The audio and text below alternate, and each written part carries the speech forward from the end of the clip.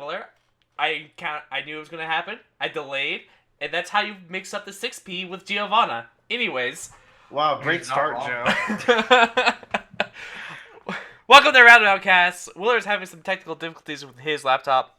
So I will be in control of the helm for today. Yeah, by technical, like genuinely hardware failures on the charging side. So. Yeah.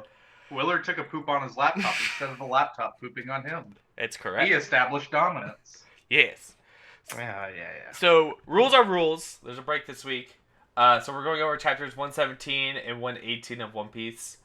I don't think there's a lot to go over in these chapters, Willer. Yeah, there's like 3 big discussion points, I feel like. And they're both relatively towards the ends of both of these chapters, I feel. But I really enjoyed these chapters overall. I thought they were great. Good review. All right, catch y'all next week where we'll also do a break week. All right. So starting off here, Otama, I believe last chapter like spells it out in front of everybody about the her snacks and for them to start switching sides. So that's this chapter. Is it this chapter? Page. Okay. She gets knocked out, and then she wakes up, and then she does it. Yeah. And then Queen shoots his Queen Beam. Mm-hmm.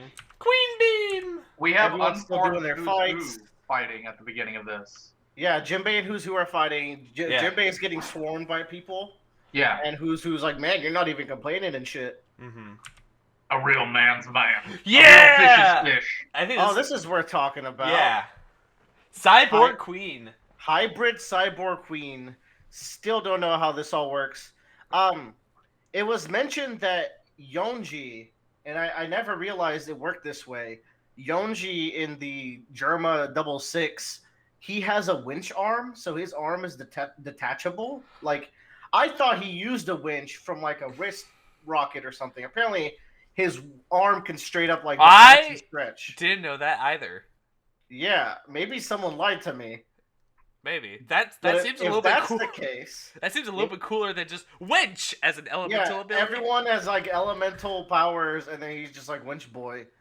But this technology that Queen's been using seems to be the same thing. Mm-hmm. I mean, that explains the weird beams he's been shooting. And the fact that Queen has a neck, but he only has cyborg powers when he's in dinosaur mode, which doesn't make any sense. It doesn't. How do you modify your body that when your body's transformed, it's cyborgy? Maybe they modified it while he was in dinosaur mode. But then where's it go when he tucks himself back in? Yeah. Where does dinosaur mode go? A magical pocket in your body. I don't know. You know what? What if this is some lineage factor where it's like, no, we altered. I don't fucking know. This doesn't make sense. I think it's cool. Like from a detached standpoint, it's suspension of disbelief. I think this is really neat. I think it's cool. I think also it brings up the subject that Queen and Judge definitely and probably Vegapunk probably worked together at one point. Well, they mentioned Mads right here. It's in Mads. Yeah. So they got the Sads, they got the Mads, and soon we'll meet the Glads. Wait, are these actual things? Well, Sad is the compound that creates smiles. Mm-hmm. Oh, that's a hazard. Yeah. And then Mads is the Mad Science Brigade that Queen brings up here. A little bit on the nose. So why not have a Glads? Yeah. Okay. I wonder if that's what Oda was originally going for, and then just nah. He's too smart for that. He'd actually get that down. I think he probably had Sad and Smiles for such a long time before it became plot relevant. True. But this is kind of hype. We get Sanji versus Cyborg Queen in the future. Yeah, this is easily Sanji's strongest opponent. It's a Emperor, second-hand man kind of thing. One of the 3 people right beneath the Emperor. Wait, does Sanji fight the giraffe? No, that's Zoro. Okay. Sanji fought the wolf, which was 80 points lower than the giraffe. Yeah. I didn't even remember the wolf was a character. He's there. He got fucking atomized by Sanji. His name's Jabra. Yeah. Why do you know this name? All right. First of all, who had this? Oh, first of all, Chopper. Actually. Yes. Chopper is tiny baby old man Chopper. I don't even know if he has limbs in this form. Oh, I think I see an arm there. I see a foot. He's like the size of Stewie Griffin right now. He's like, damn you, vile woman. I don't know. And then, hey, the goat and nurse are here. That's great. Yes, Yeah. those are his little buddies from Zao. Mhm. They mentioned in Zao that they had this kind of medicine offhandedly. Yeah. That they had some medicine that could a sensu bean. Yeah. Yeah. Sensu bean light. Did they use Now, that with? It does. No, they didn't actually use it. They just mentioned it from what I saw. I'm rereading Zao right now, so I think I actually read through that chapter a while ago. Yo, I like how Who's Who pulls out the Mihawk blade. That's what I was gonna say. I think that's really cool. I think there's something intimidating about a guy who walks around with a scabbard but pulls out a knife. Mhm. I wonder if that's if that is foreshadowing or symbolism that he talks big game. I mean, it's not like he's no pushover. slouch. Yeah. He's using all the CP9 techniques, which I thought was a great callback. He's using them cooler than even the CP9 used them. They all use them creatively, but I liked how. Okay, I don't know if y'all remember. I'm pretty sure I said in our last talk. Like he did one of the techniques right before the chapter ended. I think he did shave. Yeah, and I was like, "Yo, is he ex-government?" Yeah. And it turns out we find out he is at the end of this chapter. Yeah. We get his hybrid reveal just right off the bat. Lots of cool Jinbei attacks. Yeah. Yeah, this is an interesting battle because Jinbei barely moves this whole fight. He's just a fucking tank. He's a brick shit house. Yeah. That is Jinbei. Meanwhile, who's zipping and zooping all over the place, throwing projectiles. Yeah. And he's just Potemkin. He's just sitting there waiting for his moment. Let's go see God. You know what's not kind of great is that it kind of reminds me of almost a sumo wrestler where you're mainly stationary for the entire fight and then you just push. Well, that's always been kind of his fighting style is big sumo karate, maybe. I love this panel up here in the top left of Who's Who transforming. That looks so cool. Yeah, and I like how he fits the Jabra and Lucci theme because he's up on their level, so he gets like the bipedal cat that looks just like how they transform. I like the sass Jinbei gives at him. He's like, "Should I call this Iron Body?" And it's just Iron Armaments. This is really important, though, because I feel like this creates a link between those techniques and hockey. I don't know if that's what he's implying. Those are the 6 powers of fighting, yeah. So, like, is he implying that Tekai or Iron Body is a form of hockey? I think armament so. Hockey, potentially? I think that's pretty interesting. Yeah. These spirit kung fus. Fang Pistol, which is a sweet move, I think. Jinbei finally moves. He does a little head cock. Yeah. Who's Who used crunch? Goes right through that column. My whole favorite part about this chapter is that Jinbei's complaining about the fact that he's, or not Jinbei, but Who's complaining about the fact that he was ex-CP9 and shit, and Jinbei's like, that's my fucking problem. How? Quite frankly, I do not care. Yeah. Now we get connection back to the first ever chapter of One Piece. Yes. With Shanks stealing the Gum Gum fruit. In the Vivre card, it was specified that Lucky Roo stole the fruit. So Lucky Roo stays plot relevant somehow. First kill in one. He's the fat guy in Shanks' crew. Yeah. Who Oda has said is the fastest man in One Piece. So I'm interested. I can't. If that was a mistranslation. I cannot wait for that Long Island arc where they have a foot race and it's like Usopp, or not Usopp, but like somebody versus him in the foot race. Maybe Chopper. Yeah, yeah. Chopper. No, it'll be the bunny that's gonna join the Straw Hat crew. Carrot will race him. Fucking fool. Everyone freaked out about this revelation. I was like, cool.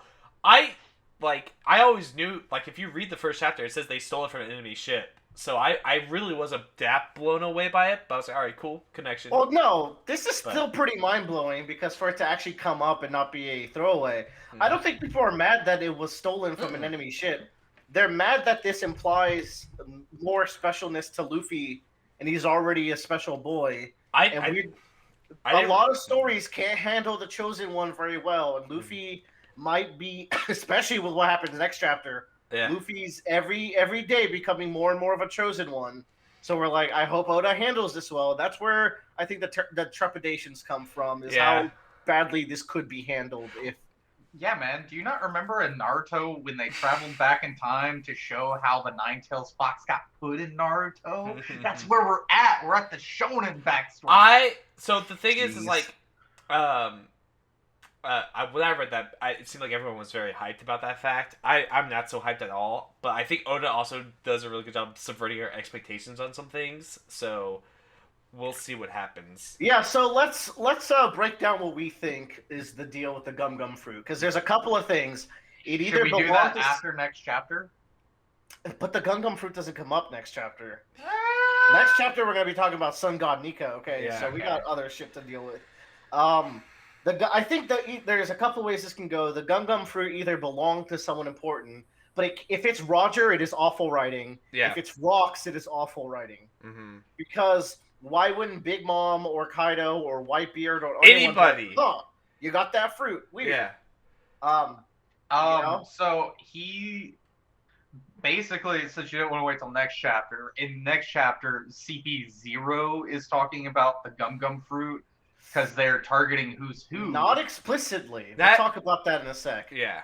But the other way this could go is that the fruit is important for other reasons, as in the government has plans for the fruit. Mm-hmm. Yeah, that somebody in the government wanted the fruit. That's what I think it is. I think I like the reasoning that it is a counter to the fruit that used to be, at that time, the strongest man alive owned the Quake fruit, Whitebeard. Mm-hmm. So at that time, losing the natural counter to Whitebeard must have been a big deal. Mm-hmm. Because you could awaken the fruit and fortify Mirajois by turning it to rubber. So I hope it's something like that and not like, oh yeah, Rocks had the fruit all along, but we just didn't mention it. Well, I think, who's that queen that's on top? M? Him? Yeah. M? I can see M, like, wanting to want that fruit for, like, another reason, because who is the other, like, another really strong person earlier on in One Piece was Inaru. And it's like, Inaru would have been really strong, but he's just like, nah, I'm going to vibe up in the clouds. Like, he could have taken down so many people had he not met his natural counter. You know what's interesting? So earlier on. You know what's interesting? They don't know Inaru had that fruit. That fruit probably disappeared from the records for years, right? Yeah. Mm-hmm. And then, like, they probably did not travel very often to the Sky Islands.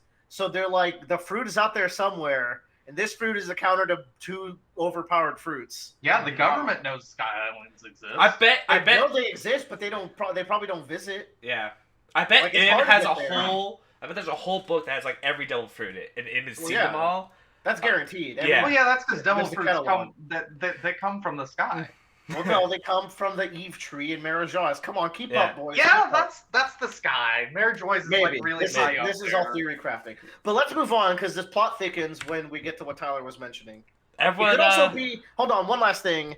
It could also be that it's like losing any fruit because fruits are valuable is enough to lose your CP9 position. See, I could also see it being that too. It's just now. Let's all read together what CP0 says here and adjust our things. All right, so we got Jinbei versus Who's Who, which is neat. We have this is the first like versus chapter in this Onigashima arc. Yes.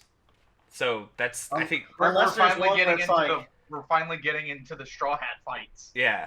Yeah. It's just been 3 years. Yeah. Onigashima's been like a year and a half. First time. I really liked this chapter. I thought it did a great job of just showing off what Jinbei can do. I will say one weakness of this chapter is the flow of dialogue mid-combat, but also it's part of Who's Who character, I think, to be dismissive in that way. He just keeps talking. It's like, dude, shut the fuck up. Who's Who wants to know stuff, man? Yeah. Yeah. So let's get into it. Tyler's gone. No, I'm here. Bye, Tyler. He's dead. Bye, Tyler. He's dead. He's off the podcast. I want to go show. So is it the gifters? Is that correct? Yeah, those are gifters. Okay, so I'm confused about something. I need something clarified. Okay. So they gave a lot of cheek candy to like a lot of underlings, and then like in the middle of the fight, she activated the gifters as well. They gave it to the people gifters who ate the cheeks. Yeah. Huh? They ate Tama's cheeks, bro. Yeah. Yeah, but like they keep saying the numbers are still increasing, but she hasn't been feeding anybody. The numbers are decreasing from their side and joining the other side. She did. She didn't activate it fully because they all have to hear it. They have to hear the command, which is why she used the frog last chapter. Okay, got it. That was what was important last chapter. That's why they had to get up there and they had to blast ulti away. Well, is nice is that all these stupid designs get a little more time to shine. Yeah. I think that's pretty cool. Like, I like Scorpion Guy just going. Quah! That's like the thumbs up is probably my favorite panel in the last year. I've always loved Hamlet. Hamlet's design's so good. Yeah. All right. So, and then Zeus is like, "Oh, let me be your minion," and then she's like, "Now you've been upgraded to sidekick," which I think is kind of cute. Yeah. Now, I think this is important that Zeus was not enslaved in this chapter in particular. I feel like Oda was pretty big brain there. When you see what happens later in this chapter. All right. So, I'm glad that he's not permanently attached to the Climb Up Baton. Yeah, he's genuinely a crew member. He's For Rule 34 reasons, I'm glad he's not permanently attached. Trust me. Trust me. Be in there it's our Rule 34. Yeah. Going in hot. So blah blah blah. You sure it's him? That classified intelligence he ran off with was old, and there's no real harm to the government. Okay. No, let's analyze that for a sec. The one death that you need to confirm, I think they even confirm it's who's who next chapter, maybe? I think that's next page. Or next page. If they don't, we're going to theory craft the fuck out of that. But the intelligence he ran off with was old. What intelligence? So is this Gum Gum Fruit? Because here's the thing. The Gum Gum Fruit might have been what he took the fall for, but he might have had other CP9 knowledge. It just feels weird that it would be introduced this way, but I hope it gets clarified later what exactly the knowledge was. What if it's about the Tequila Wolf Bridge? Because that's never been brought up. Yeah, Tequila Wolf Bridge is just the greatest mystery. It's up there with like the things in the mist. And Tyler's like, Tequila Wolf, that's the thing I drink, right? I don't know what the fuck Tequila Wolf Bridge It's where Robin was imprisoned during the time... During like the 3 days, 2 years. Yeah. Oh yeah. Okay, I remember that. It's this bridge that's been being built for centuries, since the Void Century, I think it lines up. But it's still not finished, and they're like, we don't know where we're building this to. No, that's where Robin learns what One Piece is, right? That's the thing. Also, Robin's never like come back and be like, hey, Luffy, let's talk about your dad. I hope that it's explained that Dragon was like, don't talk to him about this, or I will find you, woman. No, she knows that it's not. It's not fun. She's smart. No, Robin doesn't know what the One Piece is. She. You're an idiot because Rayleigh said, "Hey, let me tell you what the One Piece is," and she's like, "No, I gotta figure it out." Luffy's like, "No," and then Robin's like, and that's pre-time skip. No, but then Robin agrees that it's right to wait and analyze it yourself because she'll find a different meaning to it. That's because she knows. No. Okay, it is who's who because they say he is fighting Jinbei after all. So whatever intel he had is outdated. Maybe the Gum Gum Fruit. Maybe that is the thing. Maybe it's like intel that we need the Gum Gum Fruit for the Rumble fruit. I feel like that doesn't matter anymore. We have confirmed that there's a man on the moon with that fruit. We don't have to worry about him. Yeah. I think that seems to be close to like what it is, and I'm okay if it's just that.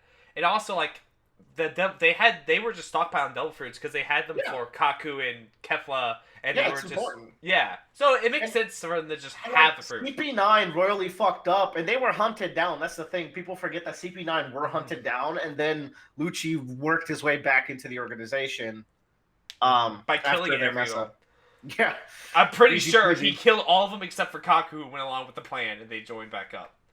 Well, no, the rest of them are alive. We've seen them before. In the time skip? Yeah. Are you sure? Yeah. Yes, they worked together to. Remember when they were working together to like cure Rob Lucci and they were doing random tasks? Yeah, but then the last panel of that is them talking to Spandam, and that's the end of that cover story. And we don't they're fine. We don't see Rob Lucci killed all those people. I think pussy ass bitch ass Oda killed anyone. I think post time skip maybe, but like Rob, I don't see it beyond Rob Lucci's thing. It's like I just killed them to get back away into the government, and I brought Kaku because I think he's decent. He was the second. But we'll see. I brought Kaku because he's a fan favorite. I saw the polls. The fight continues. And he's talking about the Gum Gum Fruit and the boy who inherited him. Yeah. Of course, he'll be the target of my rage. But then he's like, "Hey, Jinbei, I got another question for you."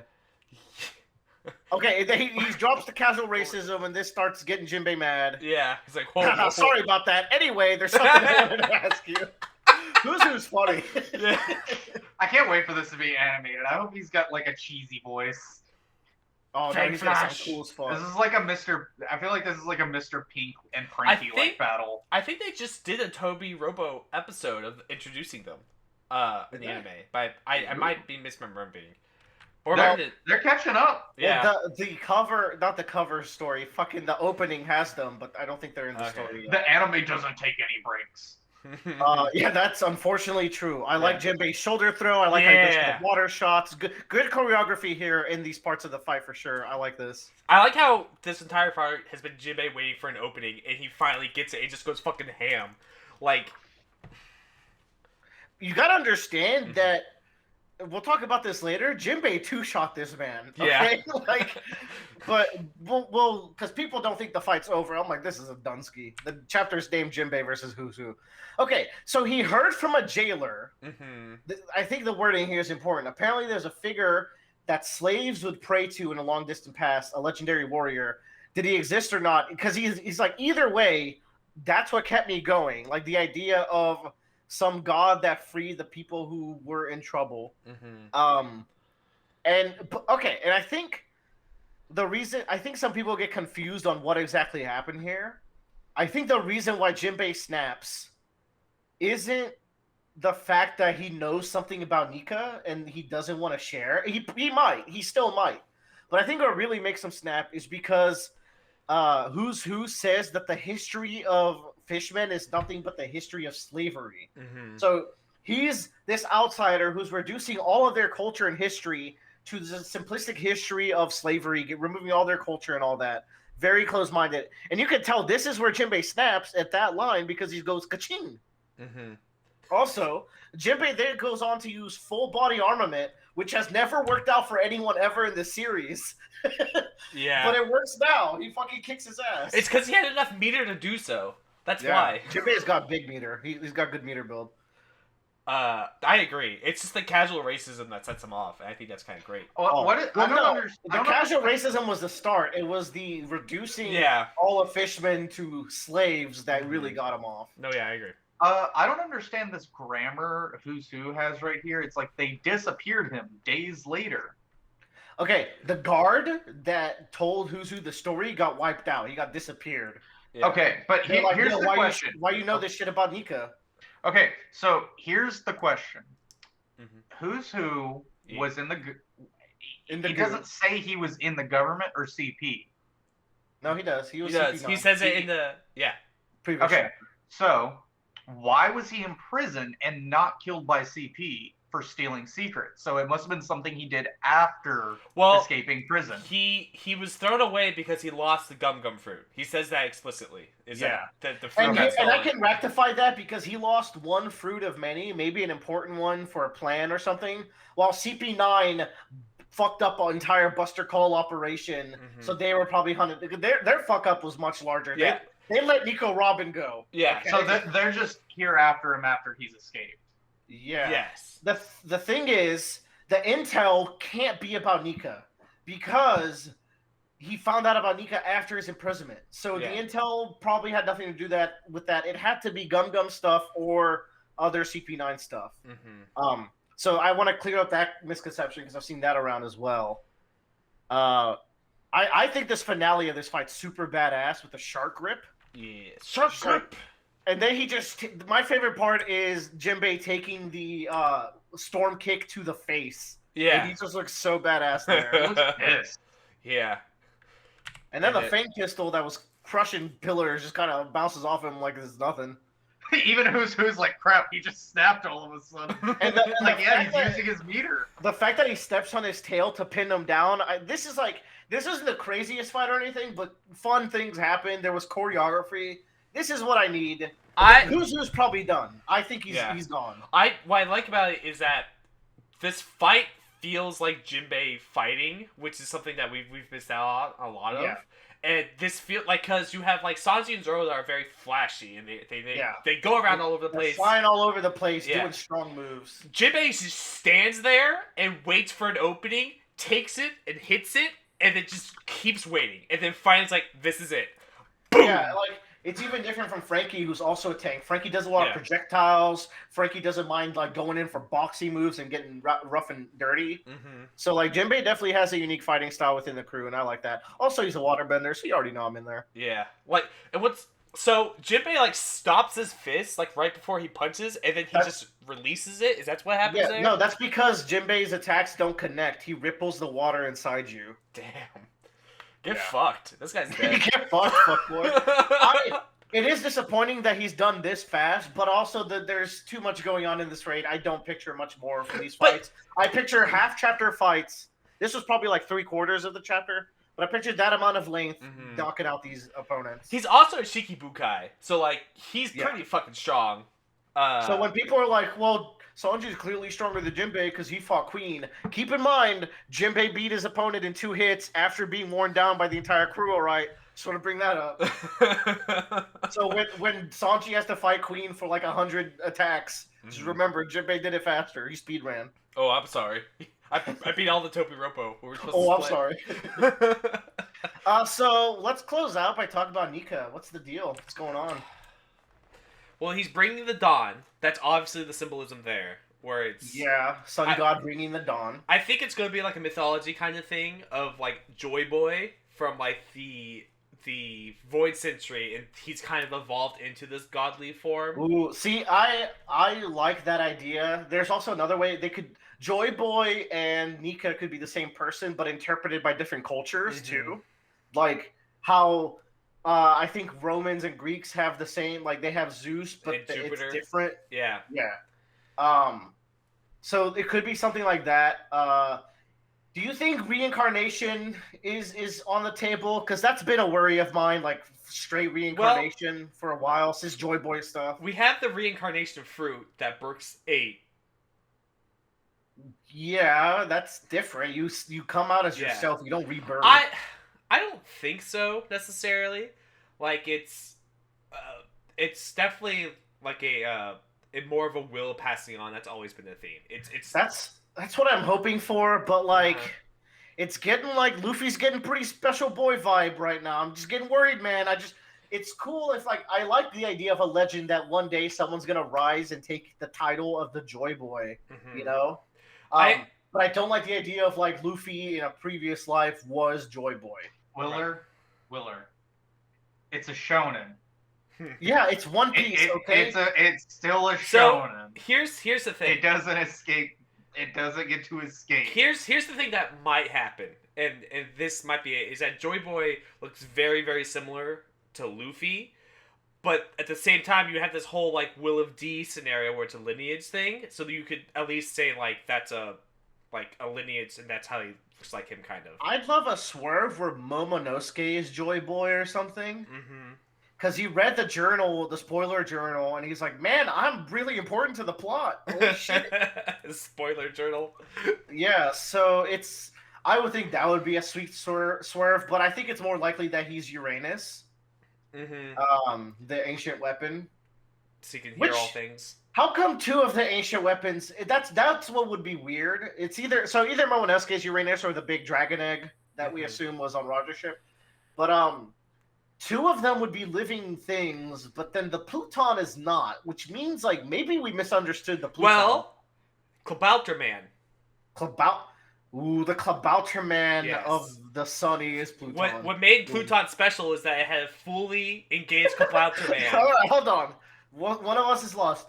The Klabauter Man is the spirit, Tyler, that grows on a ship once it's like sails the oceans and becomes loved. Remember the Mary? How it's the Mary sailor boy that fixed the Mary in Skypiea, and then it's the reason why the Mary can talk to them while she's dying. Yeah, I remember that, and that was really weird. And I never understood that. that is a real world like sailing myth that was brought into One Piece. Yeah, I really like that. Okay, I think that was something that was very vaguely it's conceptualized in the anime. Yeah. Oh no, it was more clear in the anime, I think. But the Sunny doesn't have a Klabauter Man, so it needs to get one by the end of the series. Right, and I think that's gonna happen. Like, there's no way it doesn't get one. There's too much love put into that ship by Frankie and from the rest of the crew. Yeah. Not to mention it's the Pluton. So. Yeah. So like maybe it gets the real love once Jinbei's on it. Oh, Yeah, maybe. Now that I can get steered really good. Yeah. But like but that way they're all living things. The Kabouterman is the essential spirit and heart of like the crew, and that's what I've never heard anyone bring that up, Joe. So like, the true Pluton is the Kabouterman. That wow, wouldn't that be cool? That like you can build the Pluton, but it doesn't matter. It doesn't because matter. You built it as a weapon. Yeah. But Shanky built it as a ship. Yep. You can be loved and have a Kabouterman. Yeah. Joe, no one's ever brought this up. Nope. You keep being a jizz. Now, while we're here, let's not forget that Joe also came up with the godlike kid theory that is not true, unfortunately. Which is unfortunate. We win some, we lose some. But I also think he was definitely involved in Vegapunk. I think that's still like a pretty heavy like contender there. Who? Kid. Yeah. Okay. No. Yeah. That's still a contender. Yeah, I could definitely see him being. His name is fucking Vegapunk. Okay. Yeah. I think all this shit's named out of Punk. So I still think at least that half will work out. But I think if that way, it sticks to the theme that they are all like sentient in some way. Yeah. And then that's what makes it kind of scary. And Ultimate Weapon is that like they can leave the ship and then the Sunny just rains down covering fire for them as they like go and do things. Oh my, that would be so sick. So really, the 11th member is the Sunny again. Well, that'll be like the 13th member by the time we get there, and the final one. But Uranus-wise, I think the dragon is more likely, because that dragon from Punk Hazard, ever since we reread it, has haunted me. Like, that single line that Brownbeard says, oh, they named it, but we forgot what the name was. It's like, They also mentioned, like, the Celestial Dragons love this little guy. Yeah. It's like, what the actual fuck are you? Why are you here? But yeah. It was created by Vegapunk, right? Yeah, the dragon was created by Vegapunk, which makes sense, right? Because Vegapunk was experimenting on dragon fruits to create Momonosuke's fruit. So maybe he just made a fucking dragon or something. Yeah. What if he made somebody into a dragon? Yeah, and then they couldn't revert. He was now you're like. Well, I can also see where like all the celestial dragons actually wanted to become actual dragons, and he was the first.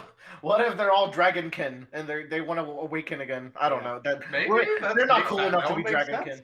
They're not. Yeah, they are. And I mean, look, nobody has the dragon fruit because that's not what Kaido is. He's a koi fish. He's a goldfish. Yeah. I think we talked about this with Tyler, but it might have been with Bradley. No, it must have been with Tyler. Where like Momonosuke's fruit must be the only dragon fruit in the world, even though it seems like a failure. It's probably like the closest thing we got. I don't know. What if even so him could have the dragon fruit. So here, check this out.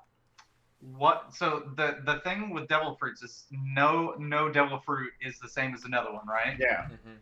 So what if even like engineered devil fruits, there still can only be one of them?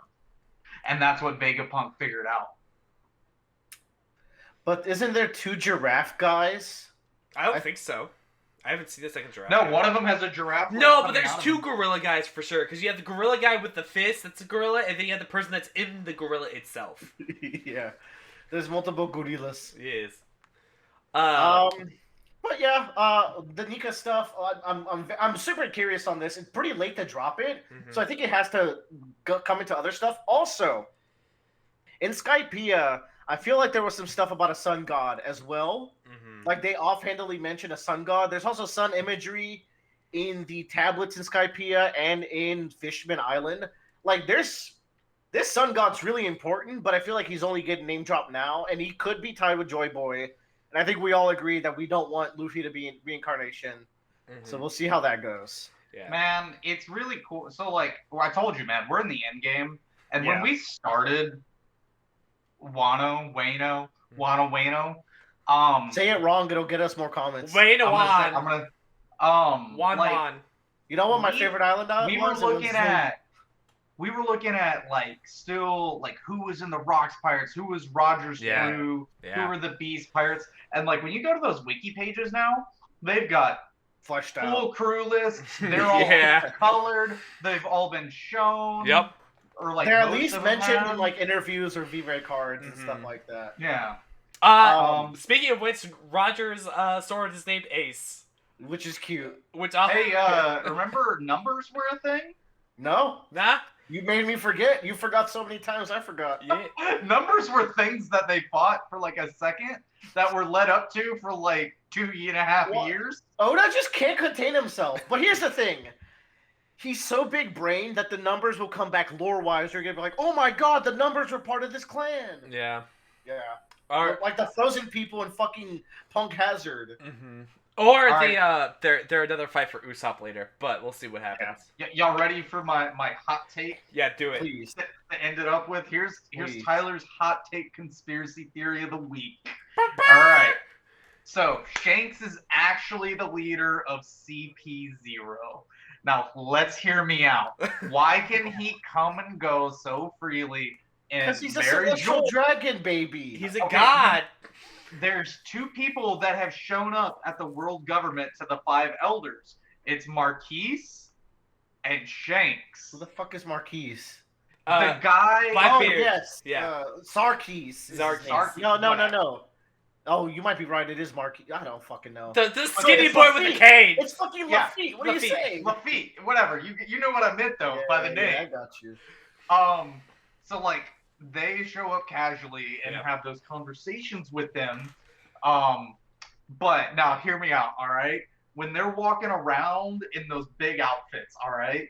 The guy on the left who's like middle height, we got Ben Beckman, and he's got stilts. In the middle is Shanks, normal height dude, always has his arms outside of the sleeves. All of them have their arms outside of sleeves. Shanks has Because one arm. Yeah. We never see those characters' arms. Bro, the dude in the middle that you're saying is Shanks, in the page Joe has right now, you can see both of his arms. Okay, but we act like they can't make up arms. Sorry, I'm looking at a different image. Man, shut your dumb I ass. still stand Joe, by cut this part out. No. Let me get my last one. Okay, And the all really right. tall one Yeah. is Lucky Roo with Yasop on his shoulders. That would actually be funny. He's in the cipher nest. That- That's why he's on his shoulders. That would actually be a really funny joke. Oh my god. Sorry for wasting y'all's time. Catch y'all next Wait, is there chapter. another one or is that it? Dude, fake arm, man. They make devil fruits. You act like they can't genetic an arm. They give Queen a neck. You're right. You're right. Crazier things have happened. Okay. Tune in 3 weeks probably from now. Next chapter's a break. Within the next 5 weeks, there's only 2 chapters. We're going to be talking about a lot of One Piece. Yeah. Hey, look, I'm going to end it by saying we don't know Shanks doesn't have an arm now. Just saying, he's never shown his Then. stub. Show us the stub. Do you think Shanks will have an actual hook arm? Nah, no, I'm done. No, he's got no fucking arm. Show us the stub. So Show us the stub, Oda. I Hashtag don't show believe us you. the stub. Hashtag show us the stub. Video title. All right. No, we're done. all right. Bye-bye. Bye. I'm Thank you for serious. I recording, wanna Joe.